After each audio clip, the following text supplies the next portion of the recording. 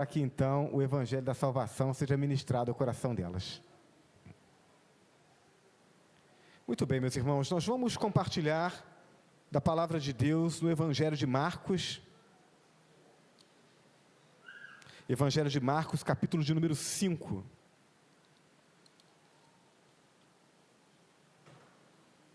A partir do verso 1 até o verso 20.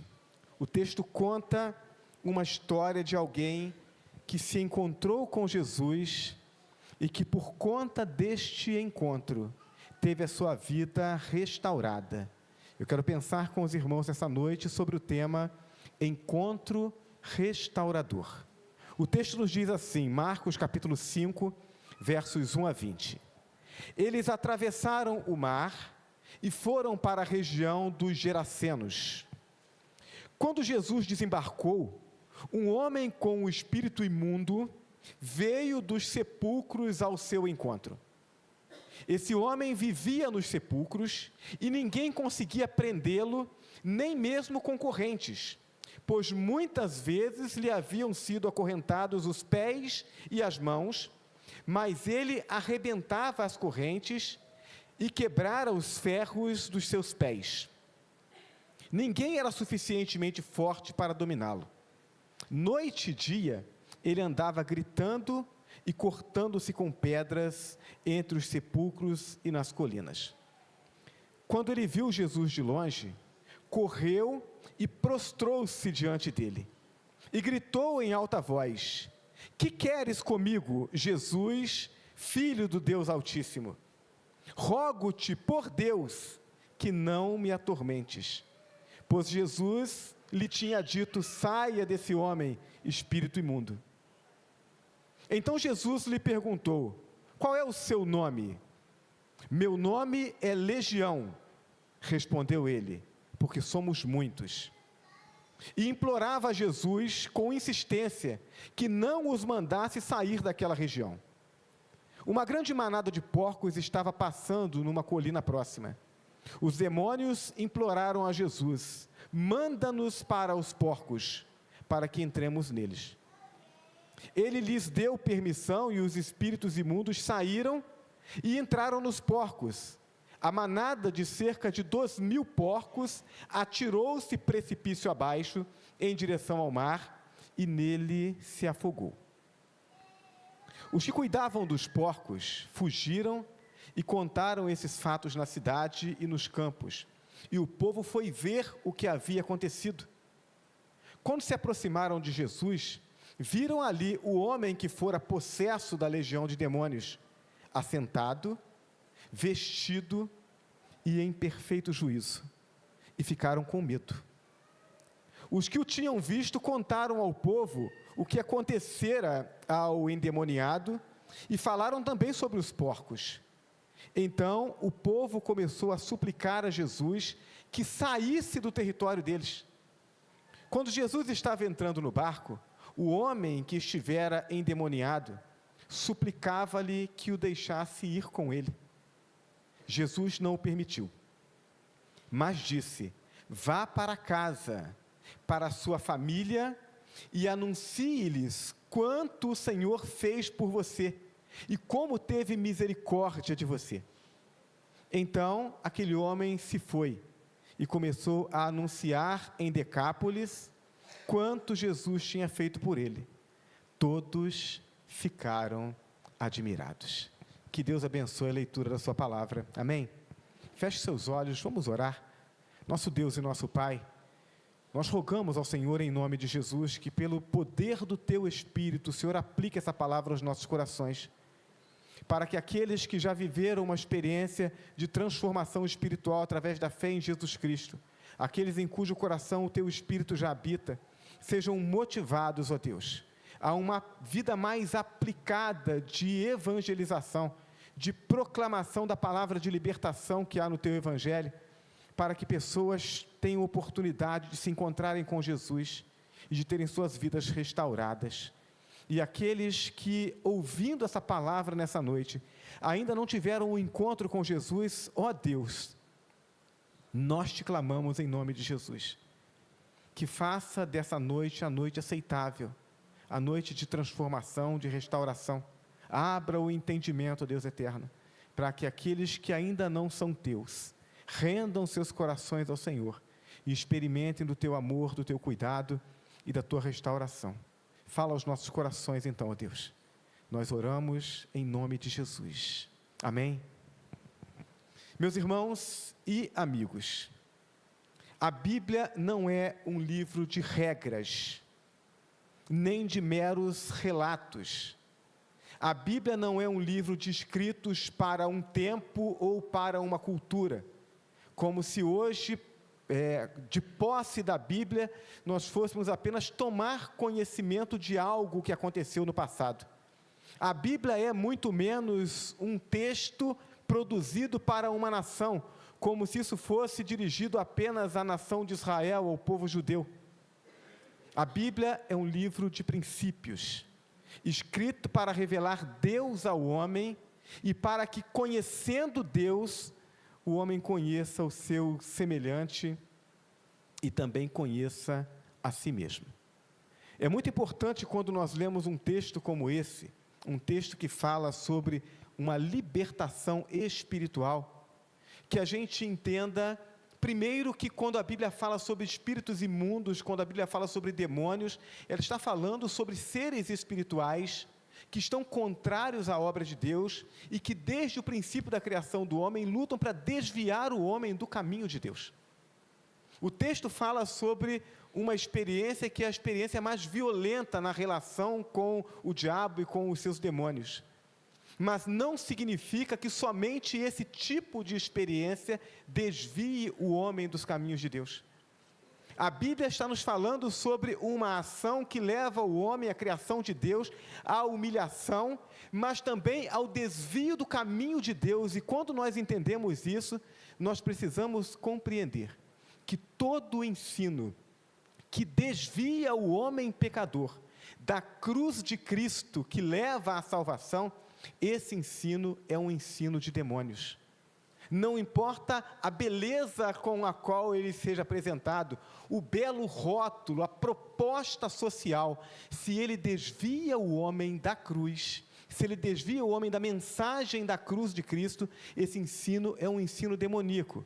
E, portanto, não é apenas através da possessão, da violenta possessão demoníaca, que alguém é desviado dos propósitos de Deus. Eu preciso entender que em Cristo Jesus há salvação, e que aquele que está longe de Cristo, ainda que pareça estar vivendo bem, ainda que pareça estar servindo em uma boa religião, se ele está longe dos caminhos de Jesus Cristo, ele está com a sua vida deformada, e ele precisa da restauração que há em Cristo Jesus. Então, o que a Bíblia nos comunica na narrativa que nós acabamos de ler, é mais do que libertação de um homem que sofria de possessão demoníaca. O que nós temos aqui é um princípio que vai ser aplicado na vida de todo aquele que tiver um encontro com Jesus. Se fosse apenas para pessoas possessas de demônios, então esse texto se aplicaria apenas àquelas pessoas que estão sofrendo dessa experiência e para os seus familiares. Mas o texto nos fala sobre a restauração que Jesus opera na vida de todo aquele que se encontra com Ele.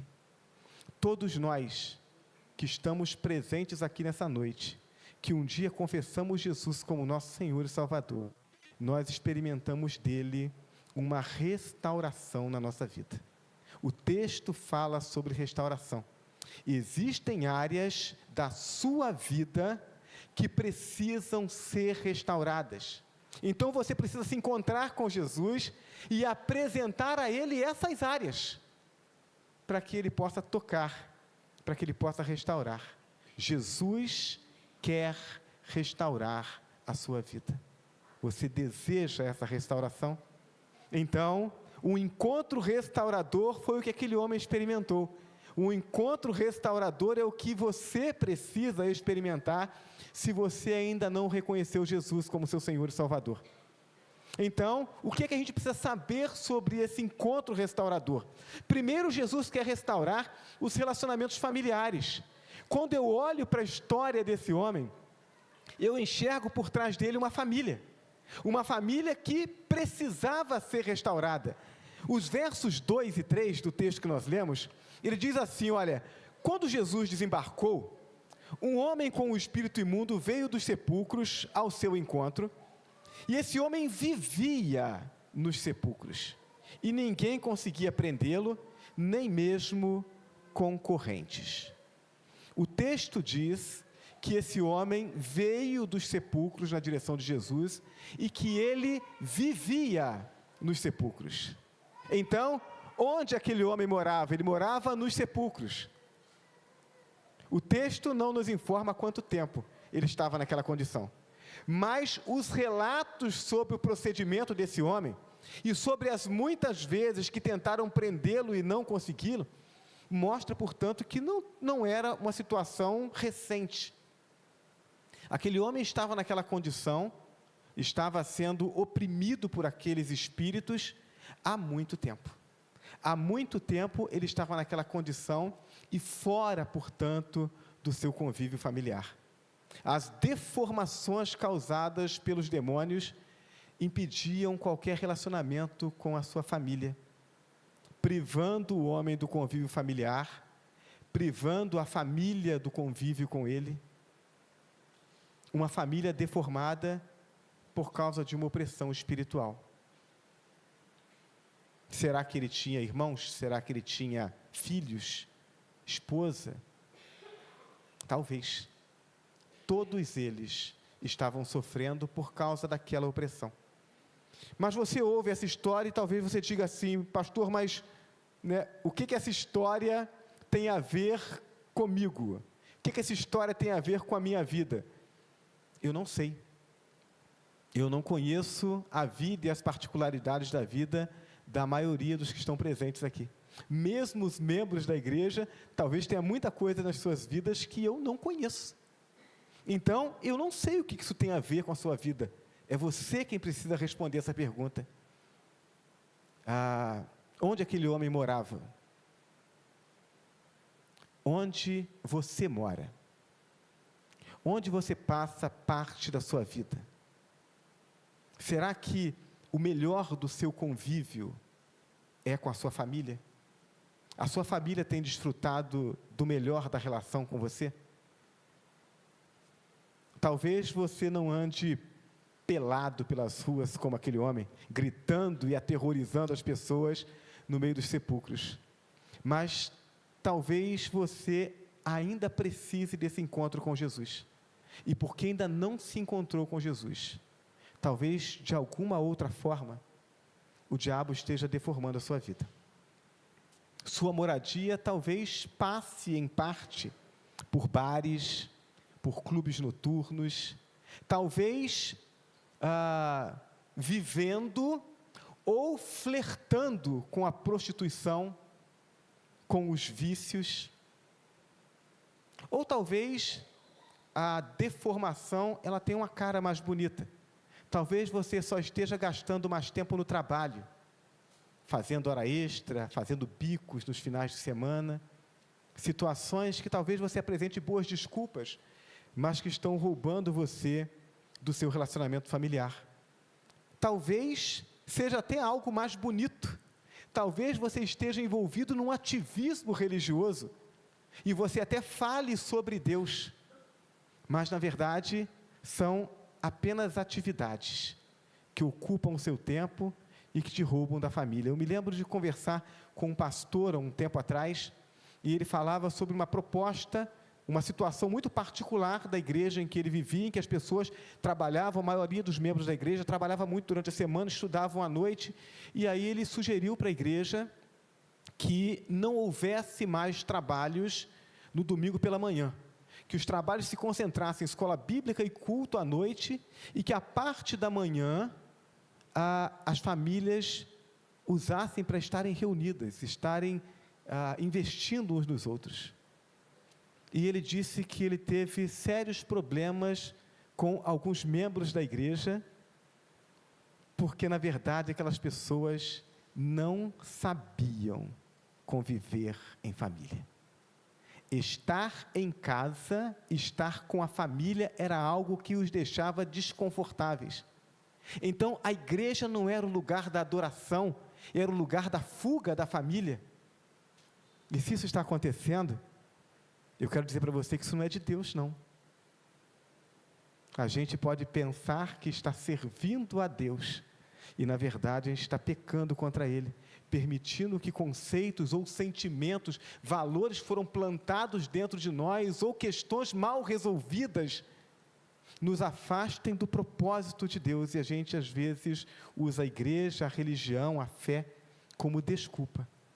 E na verdade estamos ouvindo a voz do diabo, e não a voz de Deus, deformando a nossa família. O fato de você estar envolvido com atividades religiosas não vai compensar o tempo e a atenção que você deixa de dar para o seu cônjuge, para os seus filhos. É preciso que a gente atente para isso.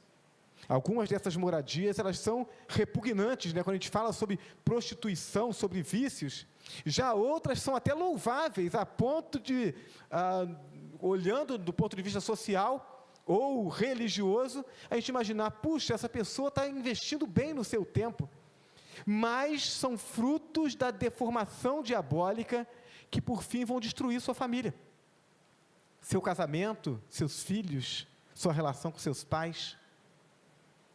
Aquele homem vivia isso de uma forma mais violenta. Talvez muitos dos que estão ouvindo essa palavra nessa noite não tenham vivido essa deformação tão violenta, mas estejam vivendo uma deformação na sua vida. Depois de se encontrar com Jesus, aquele homem foi reconduzido à sua casa. E eu acho fantástico isso, porque quando aquela multidão, o povo daquele lugar, mais preocupado com o prejuízo que tiveram por causa dos porcos que se afogaram, e talvez com medo de que Jesus resolvesse libertar outros endemoniados ali, e outros porcos se perdessem, de Senhor, vai daqui, vai embora da nossa terra. E aí aquele homem curado, transformado, diz, Senhor, deixa eu ir com o Senhor. E Jesus diz, não, você tem uma outra obra para fazer aqui, volta para sua casa. E o verso 18 e 19, o texto diz, quando Jesus estava entrando no barco, o homem que estivera endemoniado suplicava-lhe que o deixasse ir com ele. Jesus não o permitiu, mas disse, vá para casa, para a sua família, e anuncie-lhes quanto o Senhor fez por você, e como teve misericórdia de você. Quando nós permitimos que Jesus transforme e restaure a nossa vida, a transformação que Ele faz com que a luz dEle brilhe através de nós, dentro dos nossos lares, e transforme a vida dos nossos familiares. Então não importa o nível de deformação que o diabo, através da sua ação violenta, ou das suas ações disfarçadas, das suas propostas mentirosas, não importa quanta deformação ele tenha produzido na sua vida. Se você permitir que Jesus toque em você, Ele vai restaurar a sua vida e vai restaurar o seu relacionamento familiar. Você crê nisso? Deus pode transformar a sua família. Eu fui o primeiro da minha família a dizer sim para Jesus, a entregar minha vida a Ele. Sofri muita oposição da minha família, mas hoje, tanto da parte da família do meu pai, quanto da família da minha mãe, nós temos muitos crentes em Jesus Cristo, muitas pessoas servindo ao Senhor em diferentes igrejas evangélicas, glorificando a Deus e abençoando sua família. Você pode ser ferramenta de Deus para a restauração da sua família e do seu relacionamento familiar. Em segundo lugar, esse encontro restaurador que Jesus opera, nos revela que Jesus quer restaurar a capacidade de socialização. E aí a gente abre os olhos para uma outra área da vida daquele homem, que talvez tenha a ver com a sua vida também.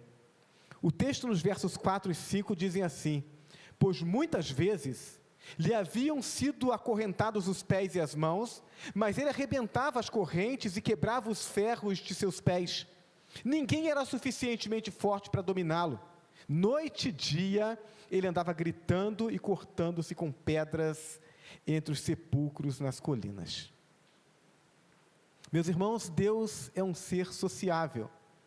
E nós, criados à sua imagem, somos seres sociáveis. Nós não só temos capacidade de nos socializar, de nos relacionarmos com os outros, mas nós temos necessidade disso.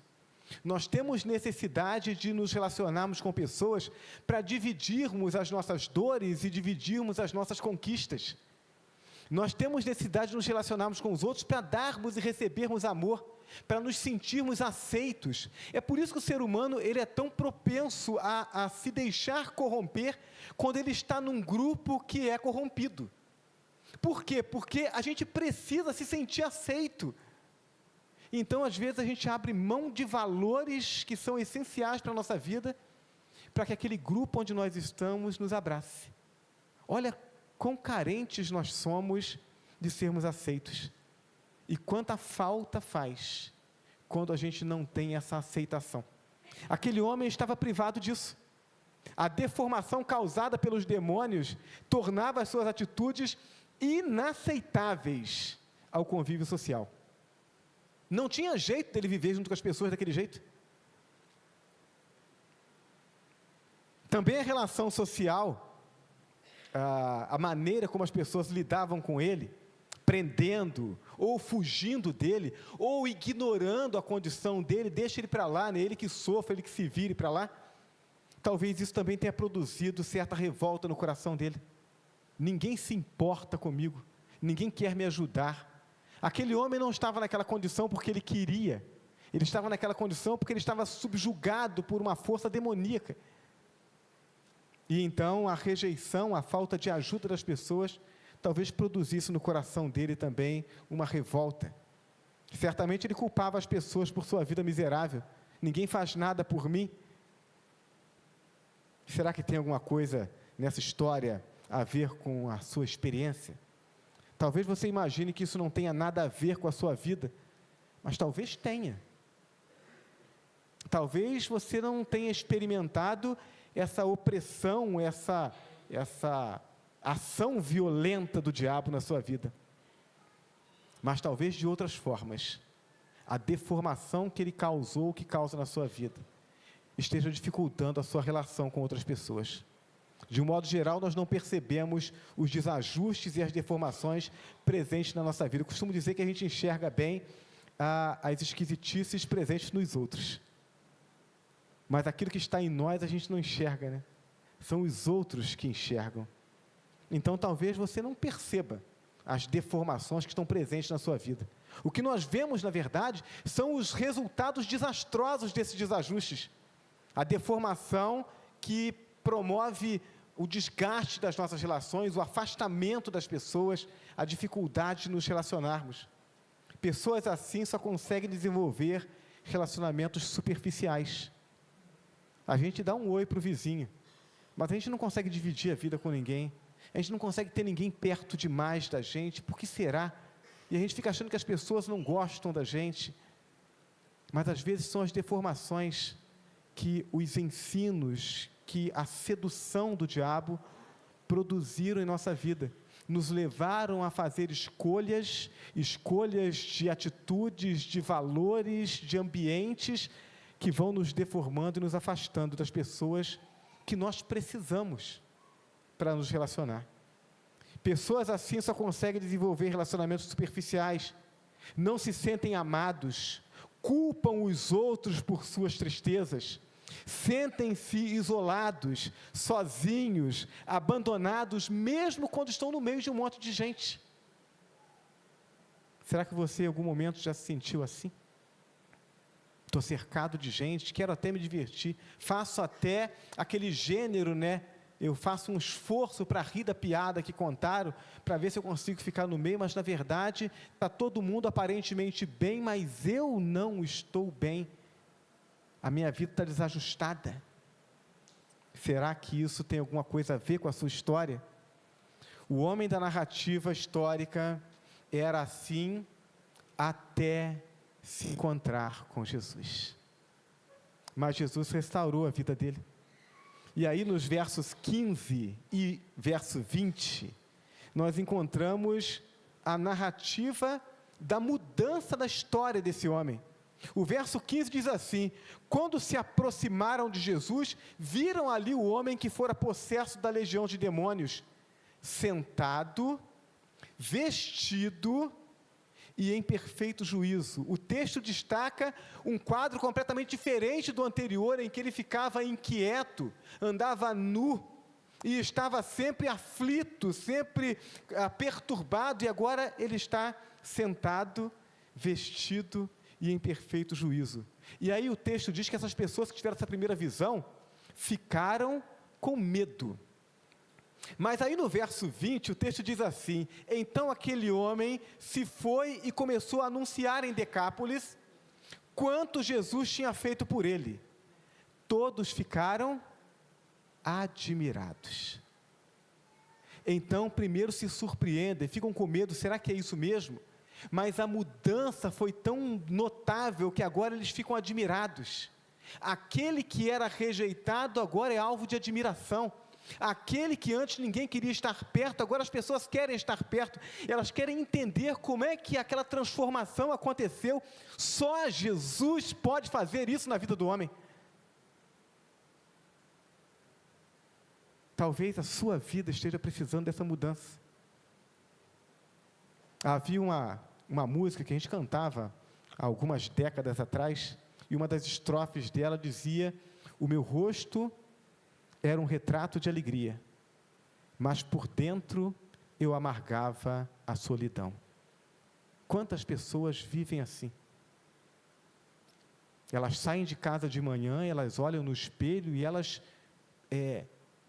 modelam um sorriso, um olhar que elas consideram que vai agradar as pessoas. E elas apresentam essa máscara de alegria, mas por dentro estão amargas, estão sem esperança. Será que você tem vivido isso? Essa é a deformação que o diabo, com os seus ensinos e seus enganos, produz no homem. Deus não criou a gente para viver assim. Ele nos criou para vivermos felizes. O homem que era ignorado, temido, encarcerado, agora é alguém a quem as pessoas ouvem e se admiram. Jesus quer restaurar a sua vida e a sua capacidade de socialização. Jesus quer trazer a verdadeira alegria para a sua vida, de modo que as pessoas queiram estar perto de você. Ele quer que você desenvolva relacionamentos profundos, quer ver você amando e sendo amado, e mais do que isso, quer ver você revelando às pessoas o amor dele que está em você, e contando para elas que o amor dele pode estar nelas também. Jesus quer restaurar a sua vida. Você deseja essa restauração? Em terceiro e último lugar, esse encontro restaurador é o encontro no qual Jesus quer restaurar a consciência acerca do propósito da vida. Isso tem a ver com o que eu estou fazendo aqui, de onde eu vim, para onde eu vou. Você já fez essas perguntas? A maioria das pessoas tem medo de fazer essas perguntas. Vamos só viver, vamos só trabalhar, construir, ganhar dinheiro, gastar dinheiro, vamos só nos divertir. A hora que acabar, acabou. As pessoas não querem falar sobre o pós-morte, elas não querem falar sobre uma expectativa maior, elas não querem nem entender por que elas estão aqui. O verso de número 5 do texto que nós lemos, ele diz assim: noite e dia, ele andava gritando e cortando-se com pedras entre os sepulcros e nas colinas. Era assim a vida daquele homem, andando pelos sepulcros, gritando, atormentando, apavorando as pessoas, mas também atormentado, se cortando. E eu fico imaginando os momentos de lucidez daquele homem, o que deveria passar pela cabeça dele. Diante da história vivida por aquele homem, antes do encontro com Jesus, qual era a expectativa de vida que ele tinha? O que ele imaginava do futuro dele? Qual era a perspectiva? Aquele homem tinha um problema, mas não via solução. Quem é que pode me libertar disso? As pessoas tentam me prender e não conseguem. As pessoas tentam me curar e não conseguem. As pessoas se afastam de mim. Né? O que sobra? Qual é a expectativa? Qual é a esperança? Ele estava só. Talvez pensasse que o destino dele era viver daquela forma. A hora que a morte chegar, chegou. Talvez a morte, no pensamento daquele homem, fosse a esperança dele de libertação. Quantas pessoas pensam assim? Estão vivendo uma vida tão atormentada, elas não conseguem enxergar o outro lado do problema, elas não conseguem enxergar um propósito para a vida dela, o coração fica tão apertado que pensam em acabar com a vida. A morte, em alguns momentos, parece ser a solução. Uma vida sem propósito, sem rumo, sem significado. O pecado na vida do homem, somado às ações discretas, mas muito objetivas do diabo, resultam na deformação da visão do homem acerca do propósito da sua vida. Deus não nos colocou aqui para a gente simplesmente se debater a vida inteira até a morte. Deus não nos colocou aqui para que a gente desfrute de todos os prazeres dessa vida, contrariando a vontade dEle, e por fim morra. Deus não nos colocou aqui para sermos explorados pelos outros ou para explorarmos os outros. Existe um propósito maior, mas que propósito é esse? Será que isso tem alguma coisa a ver com a sua vida, com os seus questionamentos? Será que em algum momento você já não parou para pensar assim, qual é o sentido da vida? Será que é só isso? Será que é só estudar, trabalhar, comprar, gastar? Será que é só isso? Será que é só viver os prazeres no final de semana e aí amargar as lutas no meio de semana, né? Já começa a segunda-feira pensando no sextor, porque parece que a semana inteira não faz muito sentido. E aí o sextou, sábado, domingo, e o que sobra na segunda-feira é o amargo de um final de semana gasto e sem sentido.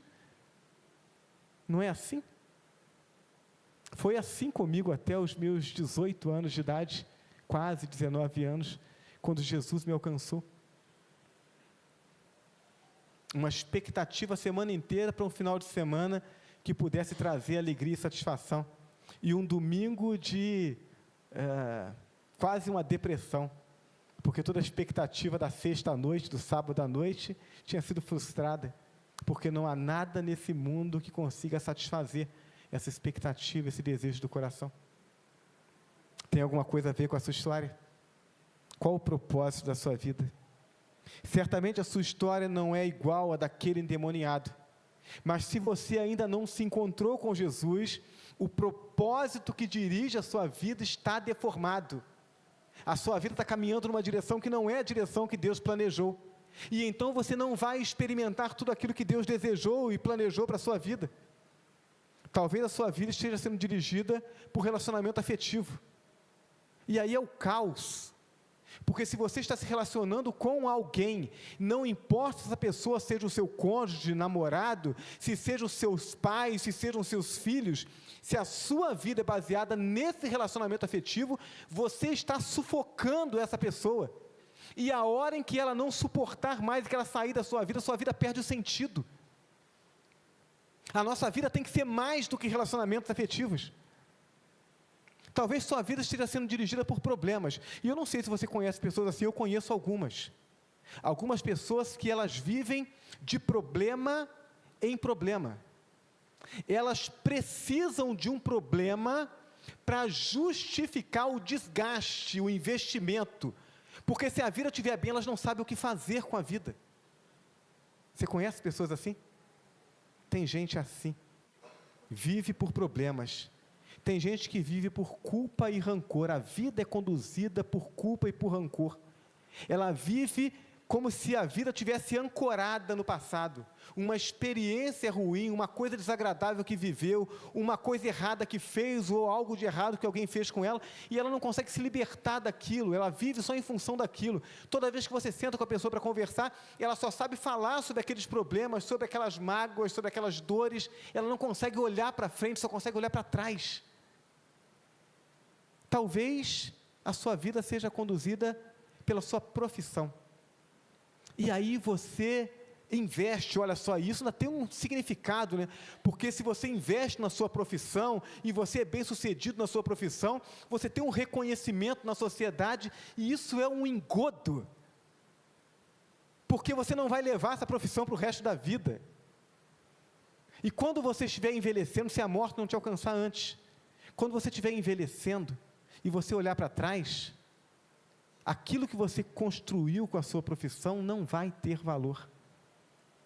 Meus irmãos e amigos, eu nunca ouvi nenhuma história de alguém que às portas da morte lamentasse não ter trabalhado mais.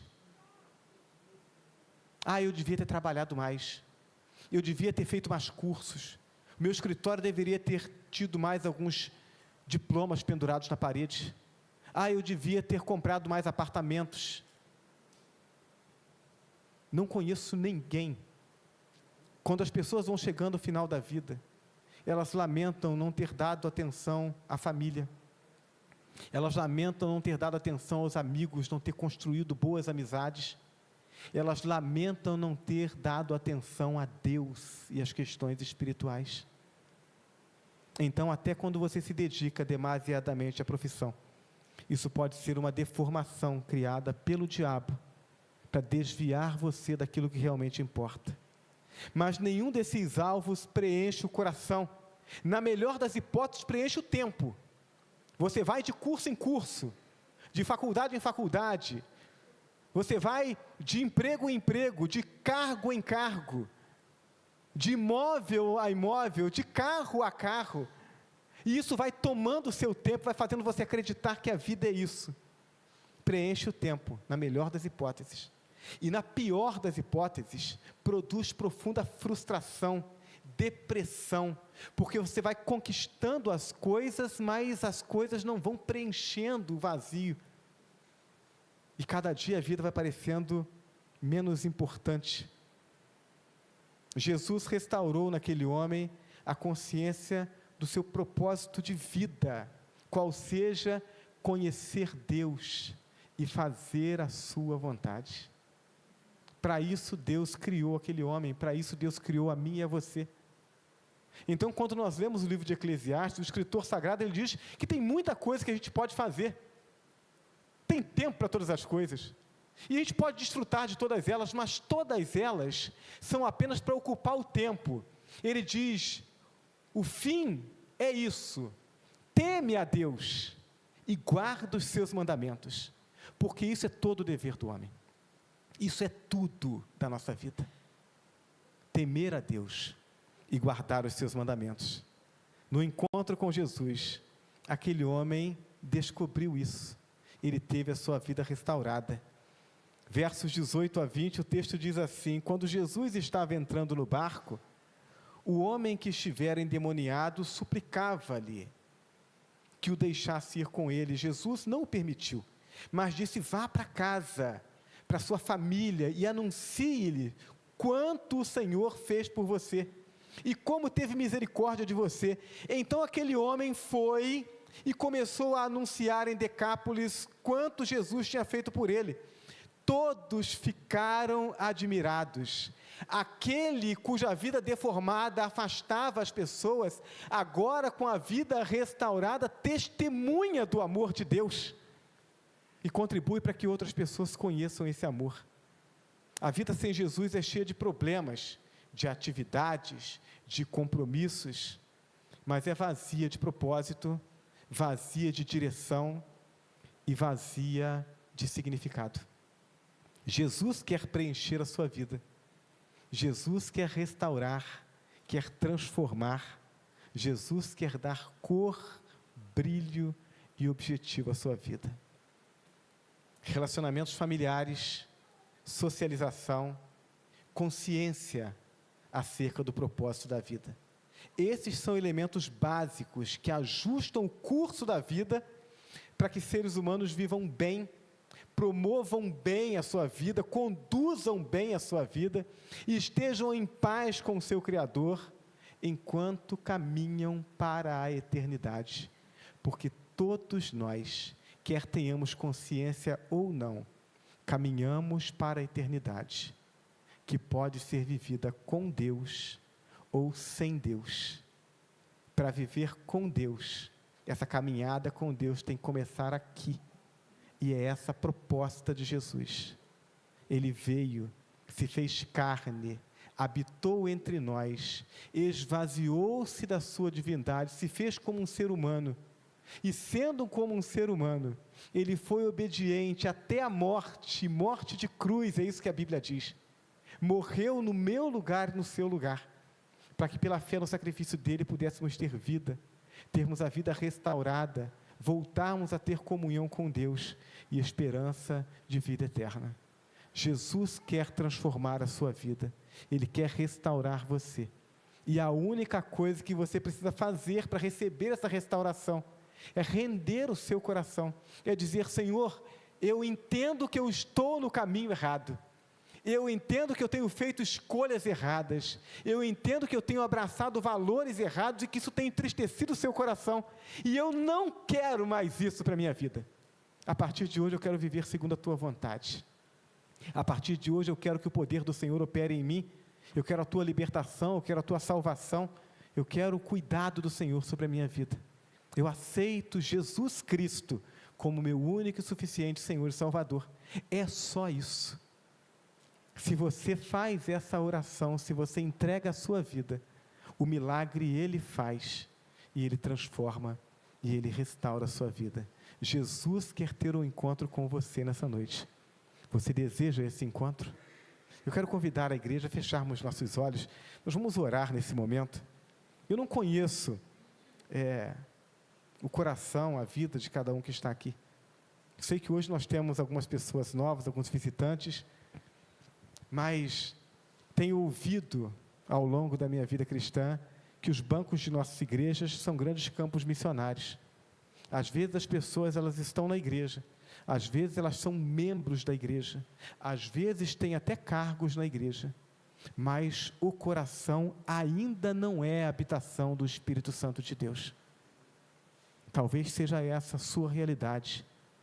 Essa noite é a noite aceitável, é a noite de você abrir mão do controle e entregar sua vida a Jesus, para que Ele transforme a sua vida.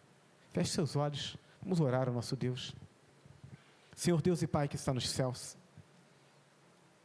ó Deus, em nome de Jesus, nós queremos te agradecer por essa oportunidade que o Senhor nos concede de estarmos reunidos em adoração ao Senhor e podendo proclamar e ouvir a Tua palavra.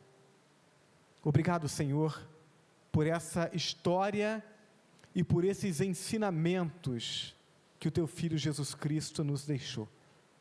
Obrigado porque sabemos que no Senhor, através da fé no Teu Filho Jesus Cristo, pela ação do Teu Espírito Santo, nós podemos ter nossas vidas restauradas, transformadas, unidas novamente, reconciliadas com o Senhor, para desfrutarmos de todo o bem que há na companhia e no cuidado do Senhor. Então, Senhor, eu te peço em nome de Jesus, visite o coração de cada pessoa que está aqui no templo, cada pessoa que está ao alcance da transmissão desse culto, e que nesse momento ouve essas palavras. Visita esses corações, ó Deus Santo, e ajuda-os a entender que no Senhor há salvação, que no Senhor há libertação, a restauração de vida, a restauração de relacionamento familiar, a restauração de relacionamento social, a restauração de propósito de vida, a alegria. Deus Todo-Poderoso, a despeito das nossas limitações enquanto Teus filhos, enquanto seres humanos falhos, que proclamam a Tua palavra, opera com o poder do Teu Espírito, Senhor, para que os corações sejam quebrantados e haja salvação. Em nome de Jesus nós oramos.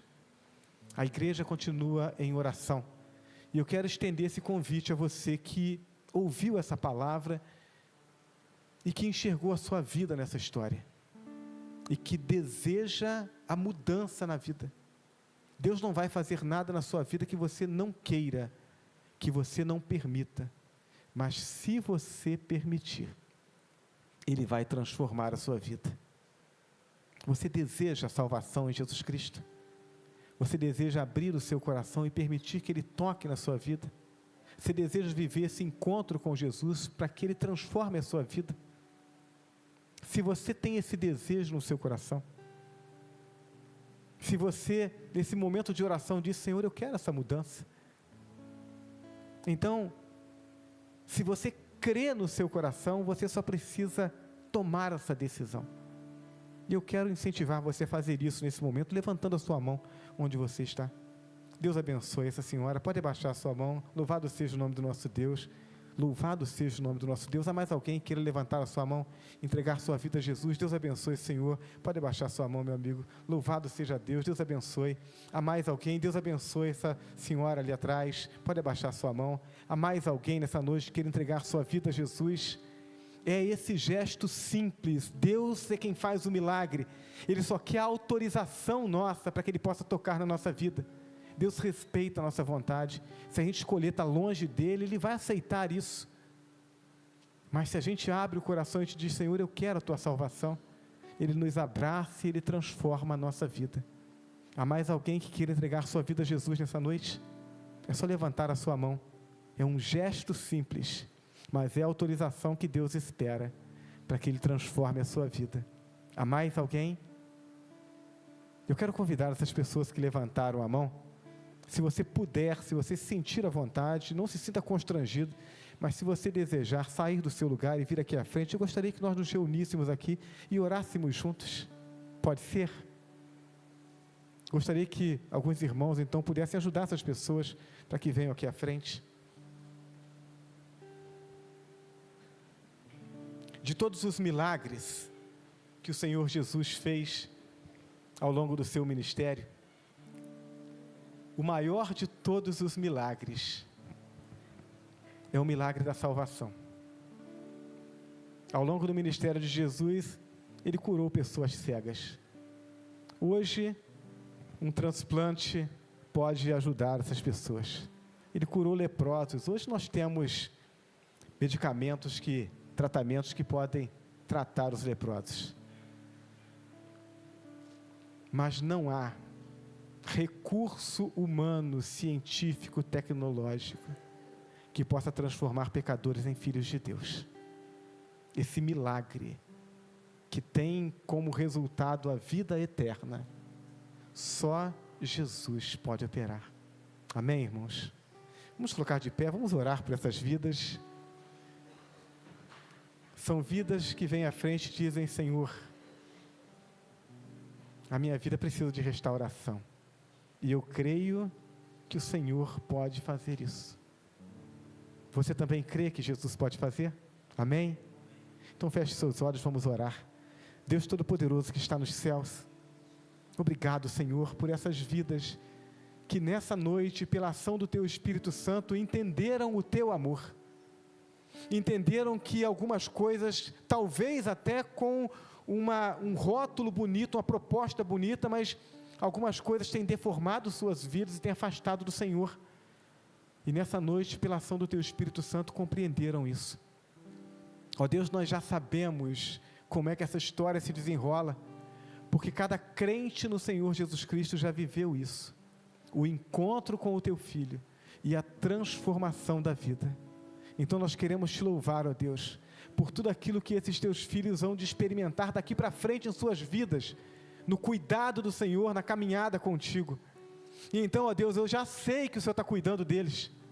O meu pedido então é para que o Senhor nos ajude enquanto igreja a sermos parte desse tratamento do Senhor, a sermos ferramenta do Senhor, auxiliando e acompanhando esses Teus filhos, para que na medida em que o Senhor os abençoar, que isso possa ser feito através de nós, e nós possamos nos sentir participantes disso, e possamos nos alegrar com as vitórias de Teus filhos.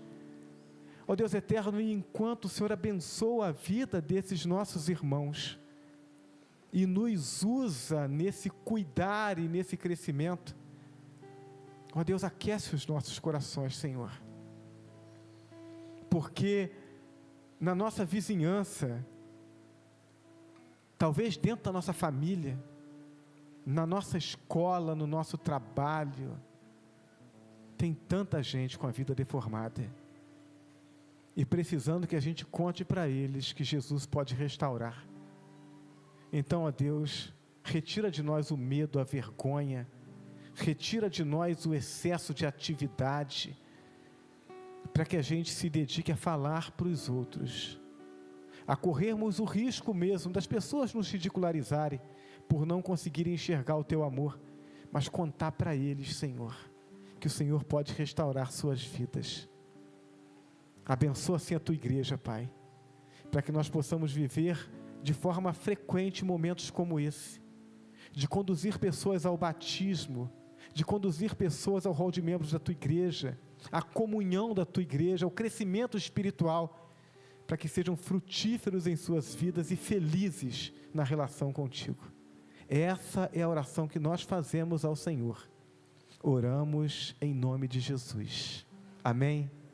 Se você sente o desejo, saia do seu lugar, vem aqui, dá um abraço nesses novos irmãos, dando a eles boas-vindas à família de Deus.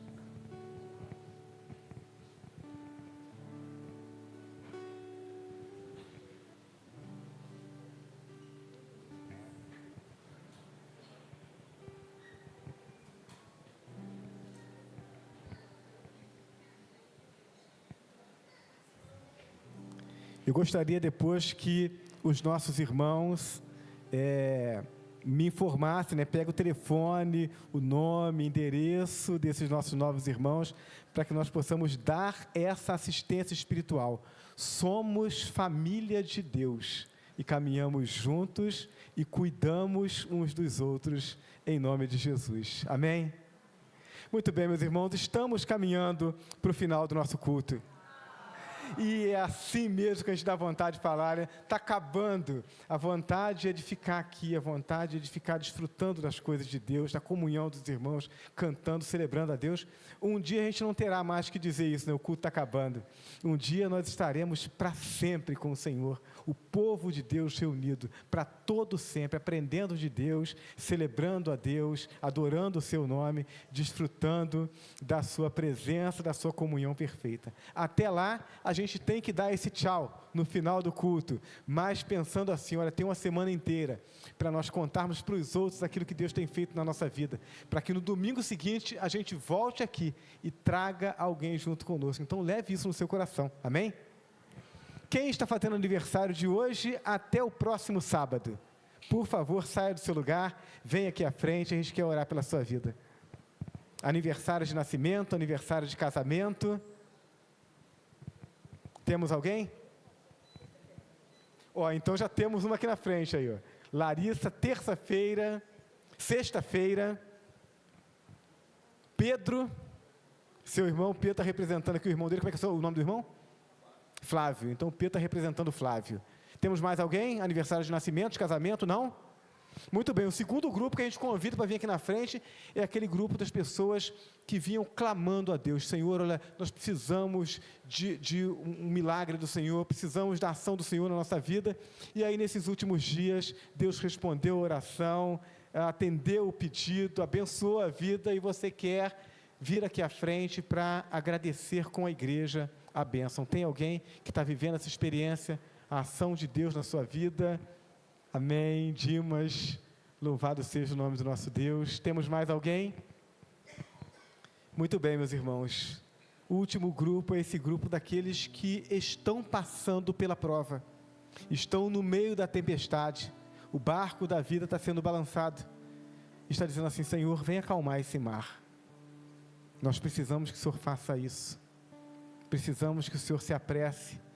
Nossas forças estão se esgotando, a gente não tem outra alternativa, a gente só consegue enxergar solução no poder do Senhor.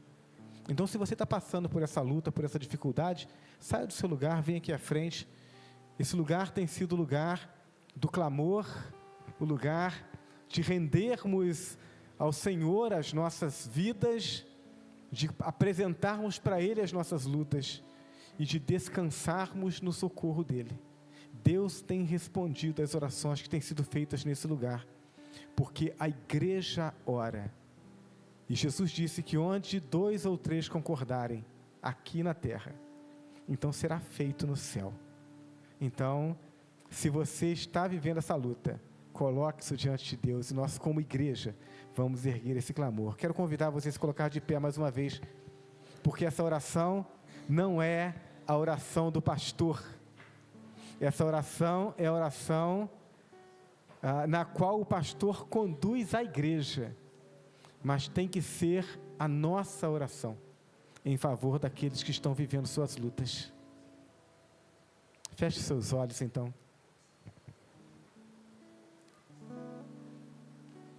Vamos orar?